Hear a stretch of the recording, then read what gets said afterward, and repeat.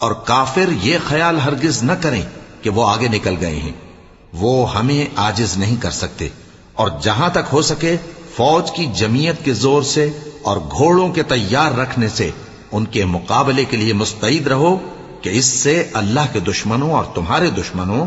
اور ان کے سوا اور لوگوں پر جن کو تم نہیں جانتے اور اللہ جانتا ہے ہیبت بیٹھی رہے گی، اور تم جو کچھ اللہ کی راہ میں خرچ کرو گے اس کا ثواب تم کو پورا پورا دیا جائے گا اور تمہارا ذرا نقصان نہ کیا جائے گا۔ اور اگر یہ لوگ صلح کی طرف مائل ہوں تو تم بھی اس کی طرف مائل ہو جاؤ، اور اللہ پر بھروسہ رکھو، کچھ شک نہیں کہ وہ سب کچھ سنتا ہے، جانتا ہے۔ اور اگر یہ چاہیں کہ تم کو فریب دیں تو اللہ تمہیں کفایت کرے گا، وہی تو ہے جس نے تم کو اپنی مدد سے اور مسلمانوں کی جمعیت سے تقویت بخشی اور ان کے دلوں میں الفت پیدا کر دی، اور اگر تم دنیا بھر کی دولت خرچ کرتے